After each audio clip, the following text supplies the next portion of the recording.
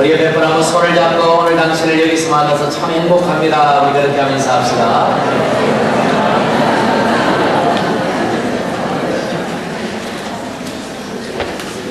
지난주에 이어서 요한계시록 2장 3장에 나오는 우리 계시록 7교회에 대해서 함께 생각하며 은혜를 받고자 합니다. 그리고 오늘은 두 번째 이 스무나 교회에 대해서 함께 생각하며 은혜를 나누겠습니다. 스무나 교회는 이 7교회 중에서 특별히 주님께 책망은 전혀 듣지 않고 칭찬만 들었던 교회입니다. 어떤 교회는 책망도 듣고 칭찬도 듣고 또 어떤 교회는 책망만 들은 교회도 있는데 이 교회는 칭찬만 들었다는 겁니다. 이 땅에 얼마나 많은 교회들이 있습니까? 그런데 과연 주님의 칭찬만 듣는 그런 교회가 얼마나 될까?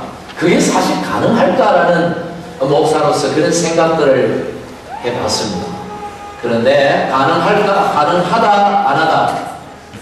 가능하다는 얘기죠. 왜? 스무나 교회도 결국 이 땅에 우리와 같은 사람들이 모여서 함께 예배했던 교회이기 때문에 지상에 있는 교회, 세상이 아무리 타락하고 예수 믿기가 아무리 힘들어도 하나님께 칭찬만 듣는 교회가 있을 수 있다는 것이죠. 오늘 저와 여러분이 섬기는 이 교회가 주님의 칭찬 듣는 교회가 되기를 간절히 바랍니다. 할렐루야. 그런 꿈을 가지고 우리가 신앙생활 했으면 좋겠습니다. 아이, 세상에 완전한 게 어디 있어? 어떻게 주님의 칭찬만 듣고 신앙생활 할 수 있어? 하고는 질의 목표를 낮춰 잡아보려고 신앙생활의 질을 우리 스스로 떨어뜨리지 말고 좀 뭔가 목표를 좀 불가능해 보인다 싶어도 좀 높이 잡고 그렇게 함께 주님을 섬겨가는 저와 여러분이 되기를 간절히 바랍니다. 스무나 교회는 스무나 교회가 있었던 그 지역은요, 상업이 굉장히 발달된 도시입니다.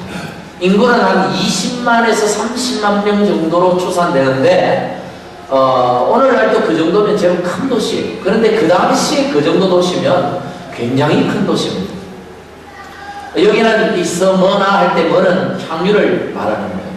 향유를 특별히 수출하는 그런 항구 도시였습니다. 아름다운 도시였고, 그래서 이 도시는 굉장히 부유한 도시였고, 그러다 보니까 많은 사람들이 장사를 하기 위해서, 사업을 하기 위해서 여기로 모여들었고, 그러다 보니까 이교도 문화가 이렇게 종합된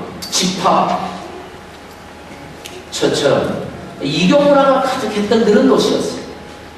그래서 뿐만 아니라 도시가 굉장히 부흥했던 도시이기 때문에 지난주 말씀드렸던 것처럼 도미티안 황제가 이 자신을 신격화하기 위해서 세웠던 그 신상이 있고 황제 숭배의 거의 중심지라고 해도 과언이 아닐 그런 도시가 바로 이 도시입니다. 그러니 이런 도시에서 예수 믿는다 쉽지 않겠죠. 이런 도시에서 예수 믿고 하나님 섬긴다, 교회 다닌다 참 쉽지 않는 그런 지역이다. 신앙생활하기가 힘든 지역이다, 이런 말입니다. 여기에 누가 교회를 개척했는지는 기록이 없습니다. 그런데 어떤 기록에 보니까 폴리가베 생애라는 기록에 보니까 사도 바울이 여기 와서 전도를 했다라는 내용은 나옵니다. 그래서 사도 바울이 아마 전도를 했고, 그래서 아마 복음을 들었던 사람들이 그 이후에 이 교회를 세웠던 것 같아요. 이 교회는 굉장히 유명한 신앙인이 한 사람이 있습니다. 방금 말씀드렸던 폴리갑이라는 사람, 사도 요한의 제자요. 그리고 이 분은, 이 폴리갑은 초대 스무나 교회 감독이에요. 감독이라 그러면 쉽게 생각하면 목사 아니면 장로 이렇게 생각할 수 있습니다. 스무나 교회 초대 장로였다 이렇게 생각해 보면 틀리지 않습니다. 이분이 이 교회를 섬기다가 노년의 신앙의 그 핍박 속에서 화형을, 순교를 당하게 됩니다. 그분이 남겼던 유명한 일화가 있는데 조금 이따가 소개하도록 하겠습니다. 어쨌든 이 스무나 교회는 이교 문화가 집결되어 있는 그런 가운데 황제 숭배의 중심 도시에서 특별히 또 이 유대인들의 박해가 심했던 지역이었어요. 그래서 유대인들의 박해까지 더해져서 참 이 교회가 온전히 신앙을 지키며 그렇게 하나님의 나라를 세워가며 그렇게 한다는 것이 정말 불가능하니 만큼 힘든 지역에서 세워지고 신앙생활을 했던 교회가 스무나 교회였다, 이런 말. 이 스무나 교회에 주님께서 편지하라고 명령을 하시는데 제일 먼저 이 교회에 편지하는 주님을 어떻게 묘사하고 있는가? 8절에 그렇게 묘사하고 있죠. 어떻게 묘사합니까? 처음이며, 이 교회에 편지하는 주님은 어떤 분이라고요? 처음이며 마지막이고 죽었다가 살아나신 분이다. 에베소 교회는 어떻게 소개를 했죠? 에베소 교회 편지 보내는 주님을 어떻게 소개했죠? 오른손에 7별을 붙잡고 7 금촛대 사이를 다니시는 이가 말씀하시나, 이렇게 했잖아요. 주님은 동일한 분인데 각각의 7 교회에 보내는 거기에서 말씀하시는 주님을 묘사하는 표현은 다 달라요. 왜 그럴까요? 그것은 각 교회의 상황이 다르고 각 교회가 겪고 있는 그 신앙의 문제들이 다 달랐기 때문에 다르게 표현한 것이죠. 사실은 이 8절 말씀이 스무나 교회에 주시는 말씀의 핵심이라고 해도 과언이 아닙니다. 주님이 어떤 분인가를 아는 것은 우리 신앙생활에 가장 중요한 것이죠. 내가 믿는 주님이 어떤 분인가, 내가 섬기는 주님이 어떤 분인가, 우리가 섬기는, 주님을 섬기는 이 교회가 섬기는 교회의 머리 되시는 주님은 도대체 어떤 분인가를 이해하는 것은 오늘 우리 문제를 해결하는 데 가장 중요한 키가 열쇠가 되는 것이죠. 여러분, 스무나 교회에 말씀하시는 주님은 어떤 분이십니까? 처음이요 마지막이다. 무슨 뜻일까요? 영존하시는 하나님, 이런 뜻이에요. 신학적으로 말하면 영원하신 하나님, 영원히 존재하시는 하나님. 사실 처음이요 마지막이다, 이 말은 처음부터 계셨고 끝까지 계시는 분.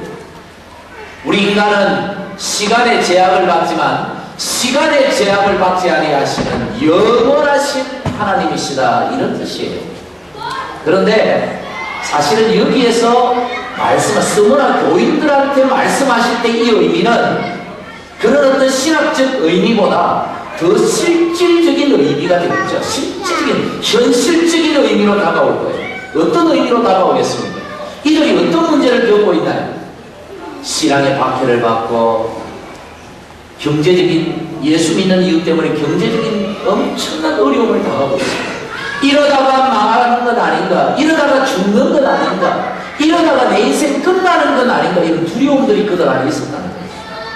신앙생활하면서 믿음을 지키다고 하지만 그들은 엄청난 두려움과 걱정과 염려 속에 살고 있었어요.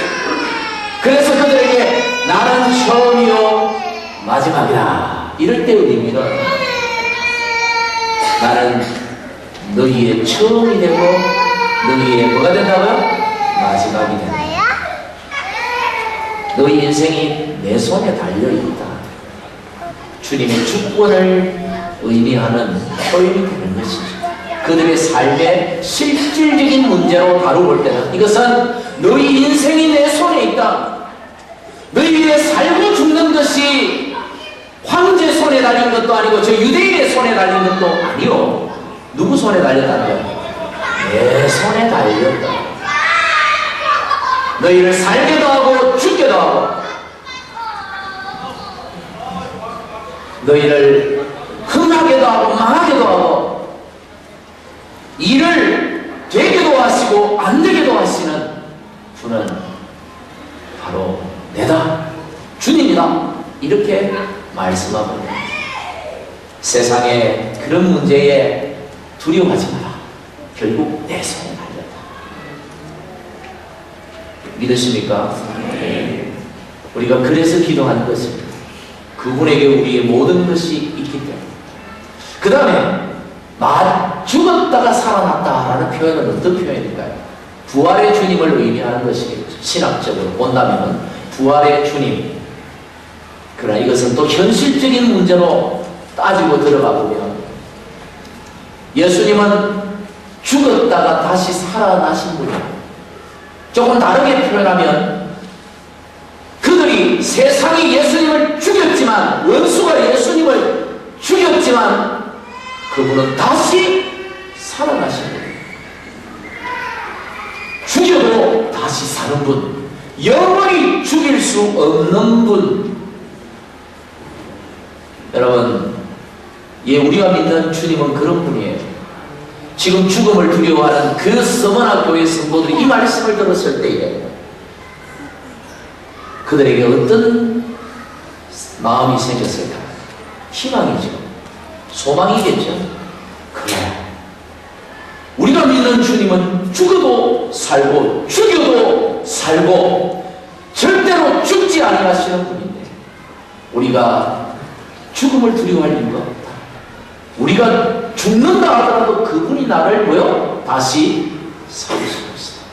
우리는 주님 안에서 영원할 것이다 라는 소망이 그들 안에 자리 잡게 된 것입니다.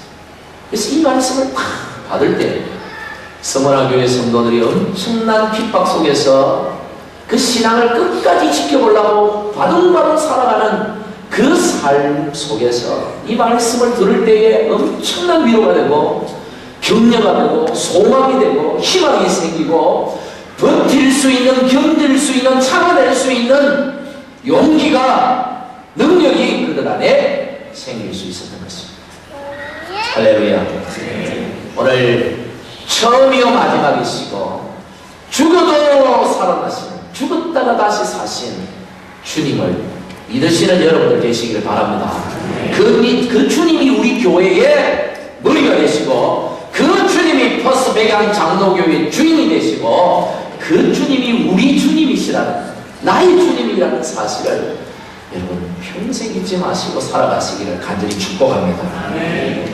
여러분, 그들이 처한 상황은 어떤 상황이었습니까? 주님은 이 말씀을 통하여 그들을 위로하고 싶었어요. 너무 힘드니까 그들이. 9절 말씀해 보니까 내가 너의 뭘 안다고요?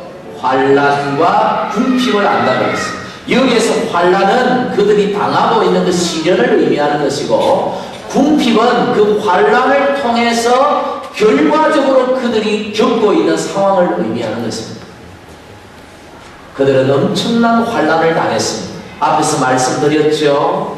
황제의 그 우상 앞에 절하지 않는다는 명목 때문에 로마의 반역자가 되고, 그래서 로마 법으로 보호를 받지 못했습니다.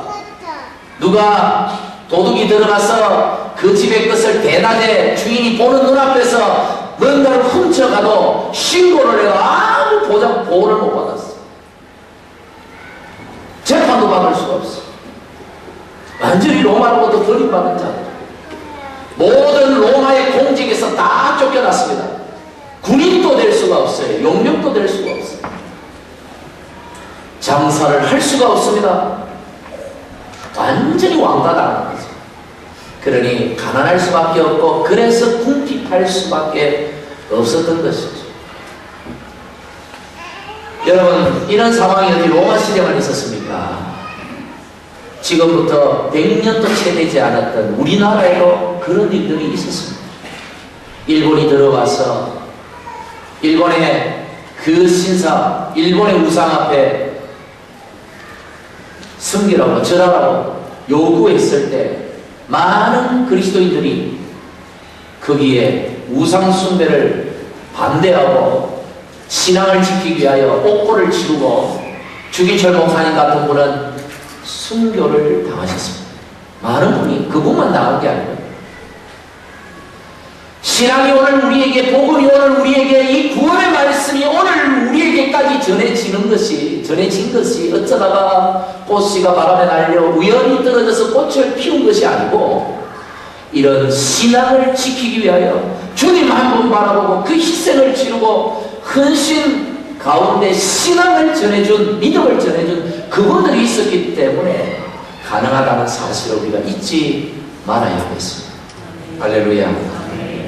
예수 믿지 않는 한 가정에 복음이 들어가고 그 가정이 구원받게 되는 것이 쉬운 일이 아니죠. 지난주도 말씀드렸지만 한 사람이 처음 예수님을 믿고 그 한 사람이 믿음으로 기도하고 인내하고 참아내고 핍박과 갈등을 이겨낸 다음에 그 가정이 구원받게 되는 거죠. 사실 어떤 가정은 참 우습게 구원받아요. 우습게 구원받는다는 게 우습다는 것이 아니라 쉽게 구원받아요. 진짜 복음을 전했는데요, 한 아이가 주일학교 나와서 예수 믿고 집에 가서 엄마 아빠에게 예수 믿자고 했는데 온 집안이 그 다음 주에 다 나와버렸어요. 복받은 집안이야.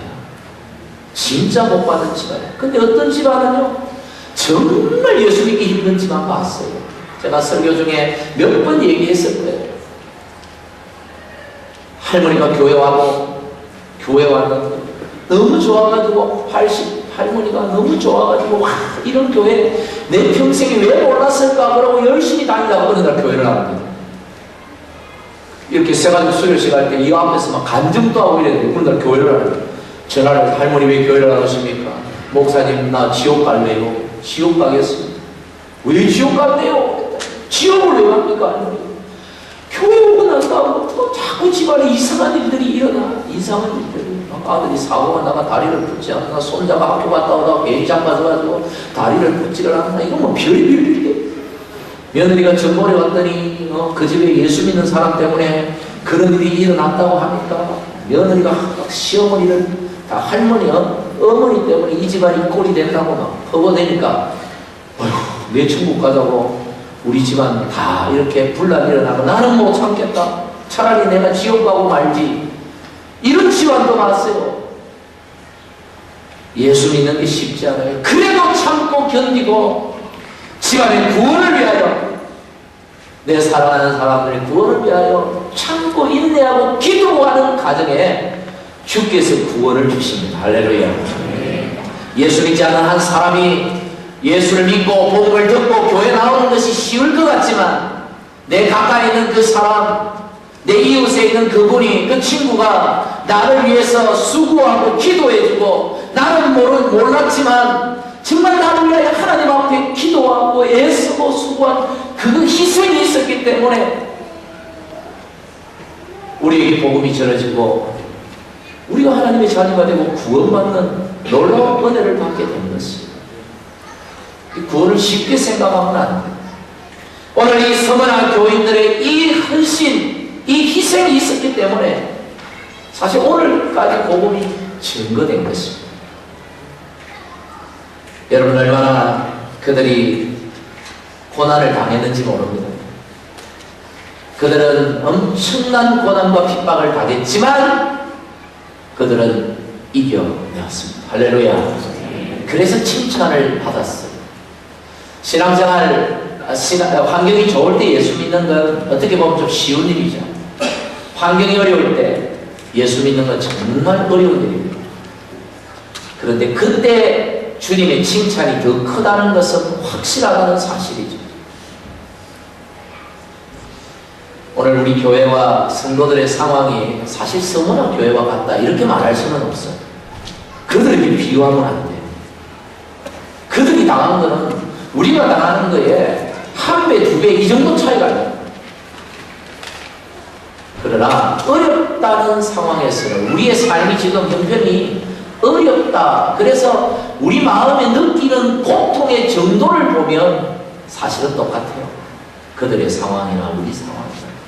어떤 분은 그러죠. 누가 와서 요즘 너무 힘들다 어쩌다 저쩌다 얘기하면 참 웃기는 소리야. 그 힘든 건 아무것도 아니다. 나는 어떤 줄 아느냐? 나는 자기 얘기를 막 들어요. 들어보면 진짜 더 힘들어 이분이. 하지만 이분이 힘든 거나 지금 힘들다고 와서 얘기하고 힘든 거나 느끼는 거 뭐요? 똑같아요.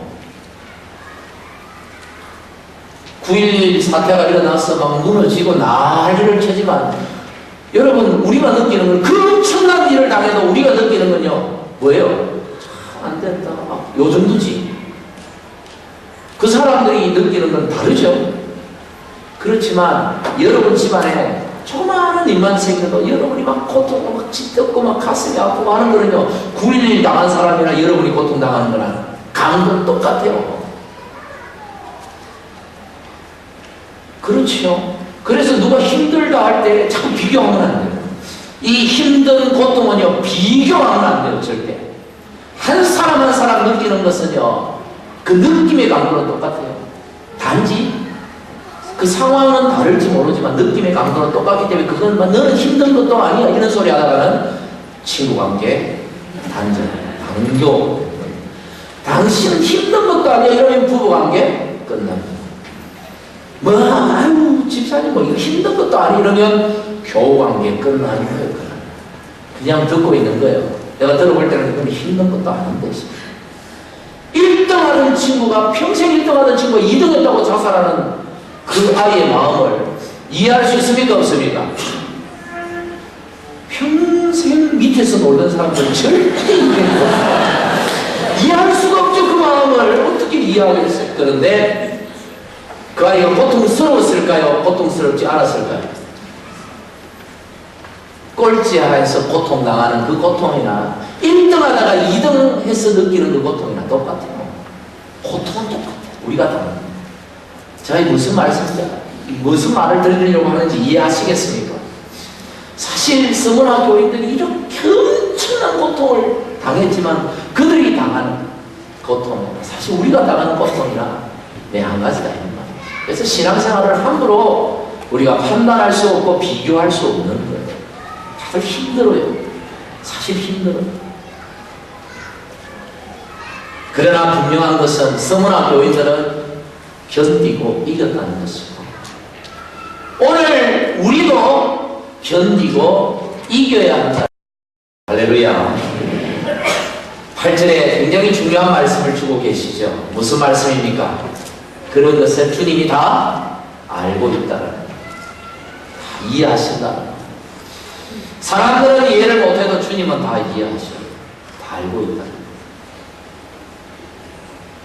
여러분 알고 있다는 말은 알고 끝난다는 얘기가 아니죠. 그것은 반드시 이기게 해주실 것이라는 약속의 표현인 것입니다. 주님은 우리가 당하는 그런 어려움들 지금 힘들지만 이기게 해 주실 것입니다. 할렐루야. 스위스의 이 법학자고 철학자인 이 칼 힐티라는 분이 있어요. 이분은 이런 말을 했습니다. 현대 세계의 특징인 고난 공포증은 그들이 하나님을 믿지 않는 것의 논리적 귀결로서 타당하다. 왜 철학자들은 이렇게 어려운 얘기를 하는지 모르겠어요. 무슨 얘기입니까? 왜 우리가 공포를 느끼느냐, 고난에 대한 두려움을 느끼느냐, 하나님 안 믿어서 그렇다. 그런데 이분이 하는 얘기는요, 단순히 그런 얘기가 아니라 논리적으로 판단해보면 그게 맞다는 거예요. 과학적으로 설명을 해보면 그 말이 옳다 이런 말이에요. 단순히 신앙적으로만 표현하는 것이 아니라 논리적으로, 이성적으로, 과학적으로 설명해 볼 때 우리가 고난에 대한 공포를 느끼는 것은 하나님을 믿지 않기 때문이다. 여러분 하나님을 신뢰하십니까? 정말로 하나님을 신뢰하십니까? 하나님이 여러분의 아버지이심을 믿습니까? 예수님이 우리 때문에 죽었다가 당신이 죽었다가 다시 살아나신 줄 여러분 믿으십니까? 이 믿음이라는 것이 뭐냐? 이렇게 아주 고민을 했어요. 얼마 전에도 목사님들끼리 모여가지고 고민을 좀 했어요. 믿음을 성도들한테 가장 잘 표현할 수 있는 단어가 뭘까? 믿음하면 너무 모호하고 개념이 너무 아무데나 믿음이라는 용어를 써버리니까 이 용어를 어떻게 하면 정확하게 표현할 수 있을까? 결론은 신뢰라는 단어. 신뢰. 여러분, 하나님을 신뢰한다. 하나님이 아버지시기 때문에 절대로 나를 그냥 두고 보고 계시지는 않을 것이라는 것을 내가 신뢰합니다. 예수님이 나를 위해, 날 구원하기 위해 죽었다가 다시 살아났는데 그분이 내가 죽을 지경이 되었는데 그대로 내버려 두실 분이 아니심을 내가 신뢰한다라는 이게 믿음이에요. 여러분, 정말 죽을 것 같습니까? 주님이 살리실 줄 믿으시기를 바랍니다. 망할 것 같습니까? 주님이 다시 세워주실 줄 믿으시기를 바랍니다.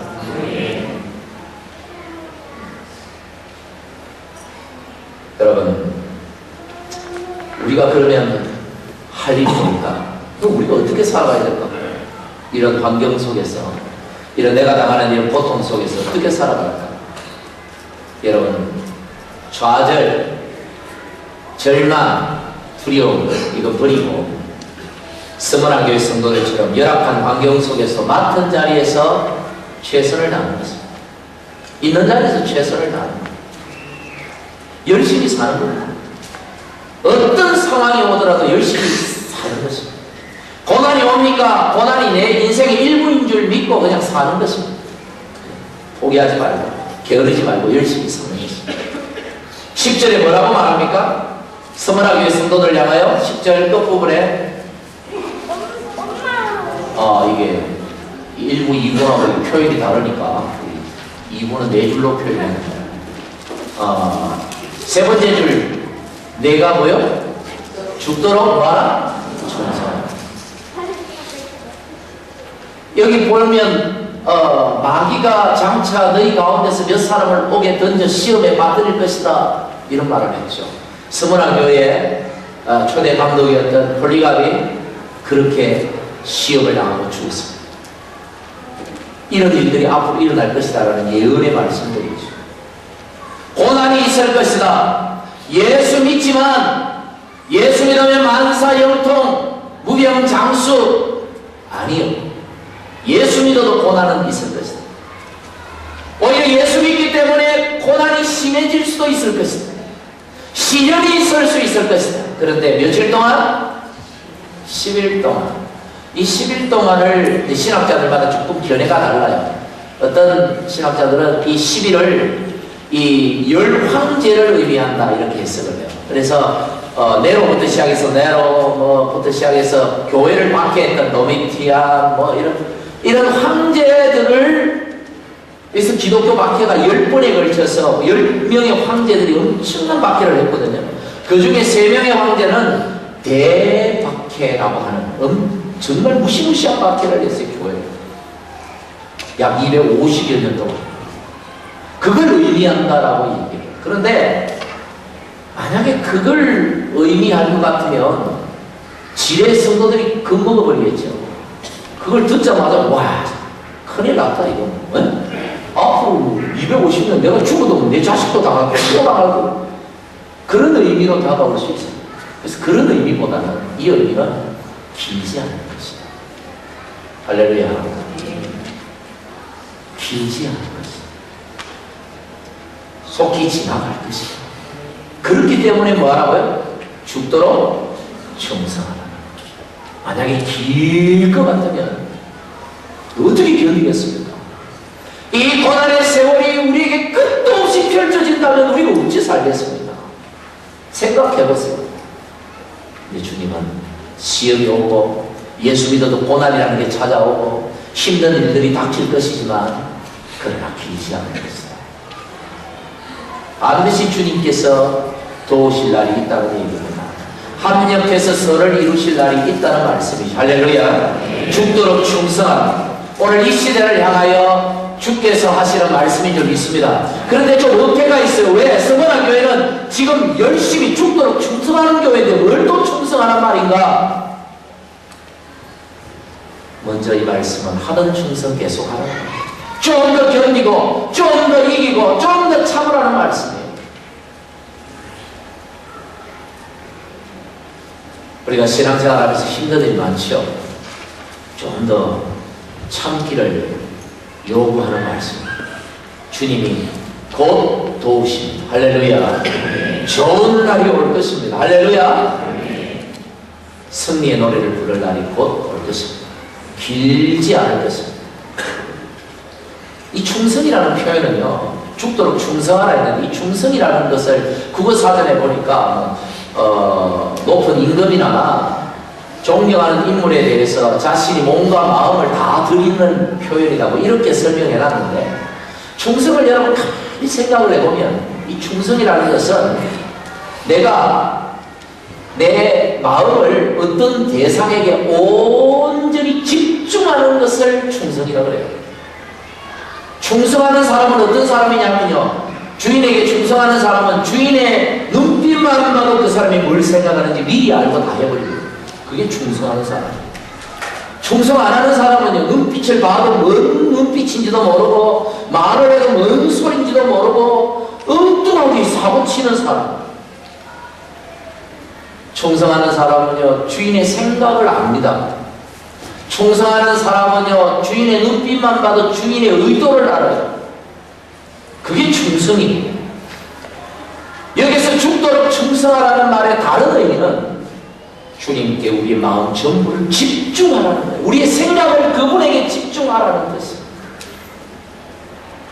우리 형편과 상황이 견딜 수 없을 만큼 죽을 것 같이 너무 힘들어도 뭐 보지 말고 형편, 상황 그런 거 생각하지 말고 그것을 이기게 해주셔야 돼요. 능히 이기게 해주실 누구에게 집중하라고요? 우리 주님께 우리의 생각, 우리의 마음 집중해라. 그분을 바라보라는 거예요. 그러면 이기게 해준다는 거예요. 할렐루야. 여러분, 그 집중한다, 그분을 신뢰한다는 그 믿음의 표현이 기도라는 것이죠. 왜 기도합니까? 하나님을 믿기 때문에 기도합니다. 기도 안 하면 죄가 되기 때문에. 사실은 구약에도 그런 사무엘이 그런 표현을 썼지만 그게 아니에요. 기도는 왜 합니까? 그분을 신뢰하기 때문에 기도합니다.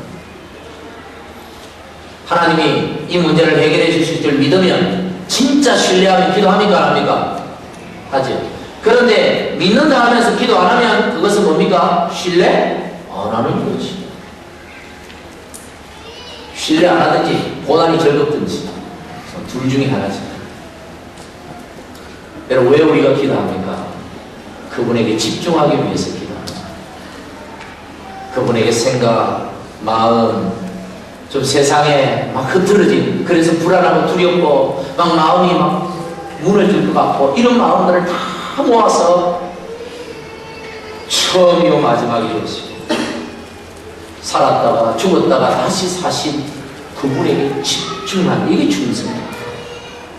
끝까지 흔들리지 말고 세상이 어떻게 변하든 세상 사람들이 무슨 손가락질을 하더라 끝까지 주님께 집중할 수 있는 마음, 이게 바로 충성입니다. 충성하는 여러분들 되시길 바랍니다. 말씀을 했습니다. 오늘 이 서문화 교회 성도들을 향하여 주시는 이 말씀을 통하여, 이 메시지를 통하여 우리가 오늘 마음에 품어야 할 생각이 무엇입니까? 가져야 할 믿음이 무엇입니까? 첫째, 한번 따라하겠습니다. 우리의 인생, 다 따라했으면 좋겠습니다. 우리의 인생, 주님 손에 달렸다. 마음판에 새기십시오. 우리 인생 주님 손에 달렸다. 세상이 내 인생을 어떻게 할 수 없고, 환경이 내 인생을 어떻게 할 수 없고, 사람도 내 인생을 어떻게 할 수 없고, 주님이 내 인생을 끌어가실 것입니다. 그리고 우리 처한 형편 때문에 두려워하지 말고 하나님께 뭐 하는 것? 충성하는 것, 집중하는 것, 기도하는 것입니다. 그래야 할 때 주님은 어떤 환난 속에서도 시험 속에서도 반드시 이기게 해 주실 줄 믿습니다. 기도하겠습니다. 하나님 감사합니다. 서문화 교회가 엄청난 박해와 환난과 궁핍 속에서도 끝까지 주께 충성하고 믿음을 지켰던 것처럼 오늘 우리의 삶의 환경이 형편이 어떠하더라도 끝까지 주께 충성하고 믿음을 지킬 수 있는 우리 모든 성도들이 되도록 축복해 주옵소서. 성령 충만케 해 주시옵소서. 이기게 해 주시옵소서. 내 인생 주님께 달린 줄 믿고 오직 주님께 기도하며 승리하게 해 주옵소서. 예수님 이름으로 기도하옵나이다.